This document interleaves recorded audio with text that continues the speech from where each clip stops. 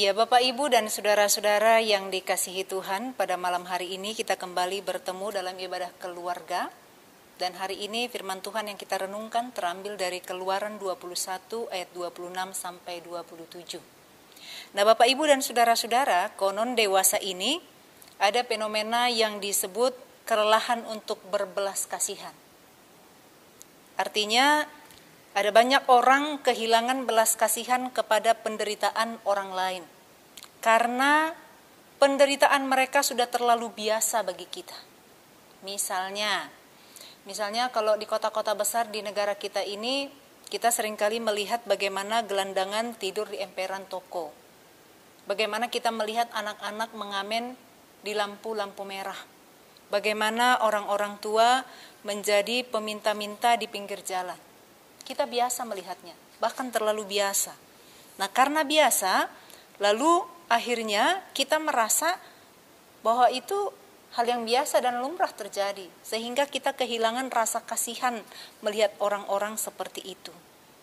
Sehingga kadang-kadang Bapak Ibu saudara-saudara, kita sadar atau tidak, kadang-kadang kalau ada pemulung yang bekerja atau berkeliling di komplek perumahan kita, kadang-kadang kita nggak terlalu memperdulikan mereka. Bahkan kadang-kadang kita merasa bahwa mereka itu merusak pemandangan, seringkali dihindari. Nah, Bapak, Ibu, saudara-saudara yang dikasihi Tuhan, kalau kita membaca firman Tuhan untuk kita hari ini, maka kita diingatkan untuk melindungi mereka yang lemah, melindungi mereka yang terpinggirkan. Bahkan kalau dalam bacaan kita hari ini sebenarnya firman Tuhan ini memerintahkan atau mengatur umat Tuhan untuk melindungi bukan sekedar mereka yang lemah, tetapi melindungi kaum budak. Nah, lalu pertanyaannya, kenapa kaum budak perlu dilindungi? Karena pada waktu itu budak adalah kelompok masyarakat yang tidak punya hak, yang rentan mengalami kekerasan fisik maupun mental. Kenapa? Karena mereka tidak dilindungi secara hukum di tengah-tengah kehidupan masyarakat ketika itu. Pada waktu itu dipahami bahwa budak adalah milik tuannya. Sama seperti properti lain yang dimiliki oleh tuannya, demikianlah posisi seorang budak. Karena itu seringkali budak ini diperlakukan semena-mena oleh tuannya. Bahkan kadang-kadang mengalami banyak kekerasan. Jadi kalau kita melihat bagaimana orang Israel kala mereka berada di Mesir, mereka bekerja siang dan malam, hidup mereka dipersulit sedemikian rupa, itu gambaran tentang perbudakan. Bahkan tidak jarang mereka dipukuli. Itu gambaran tentang perbudakan dalam perjanjian lama. Nah, Bapak, Ibu, saudara-saudara, lalu masyarakat boleh berlaku demikian terhadap kaum budak, tetapi tidak umat Tuhan. Umat Tuhan tidak boleh melakukan hal yang demikian. Mereka tidak boleh berlaku sesuka hati kepada kaum budak. Lalu apa yang harus mereka lakukan? Mereka harus melindungi. Mereka harus melihat bahwa kaum budak pun adalah sesama manusia yang hidupnya harus ada hak. Makanya dalam ayat 26 dikatakan begini, apabila ada seorang memukul mata budaknya, maka ia harus melepaskan budak itu sebagai pengganti kerusakan matanya. Apabila seseorang menumbuk hingga tanggal gigi budaknya, maka ia harus melepaskan budak itu sebagai orang merdeka, sebagai ganti giginya yang tanggal. Nah, Bapak, Ibu, saudara-saudara, tentu ini bertujuan untuk melindungi para budak, supaya mereka tidak mengalami banyak kekerasan dalam hidup mereka, supaya mereka tidak berlakukan semena-mena. Bahkan supaya para majikan yang berlaku sewenang-wenang ini juga mendapat ganjaran atas perbuatannya. Jadi ini sebenarnya satu pemikiran yang begitu jauh gitu ya, melompat ketika itu.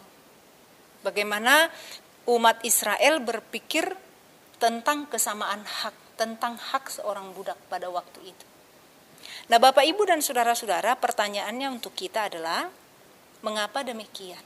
Kenapa umat Israel itu harus punya satu pola kehidupan yang berbeda dengan masyarakat pada umumnya pada waktu itu ketika mereka memperlakukan budak mereka?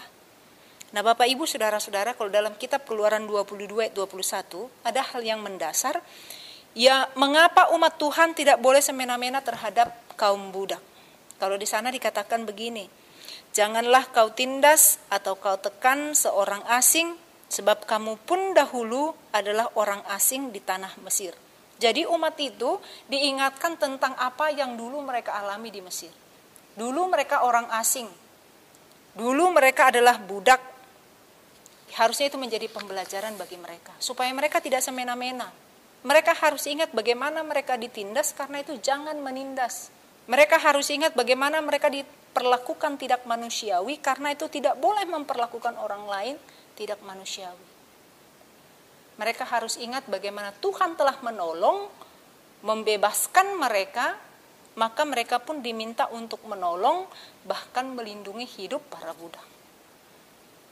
Jadi Bapak Ibu Saudara-saudara, bahkan kalau kita baca lebih lanjut Keluaran 22 ayat 23, di sana dikatakan begini, jika engkau memang menindas mereka ini, tentulah aku akan mendengarkan seruan mereka.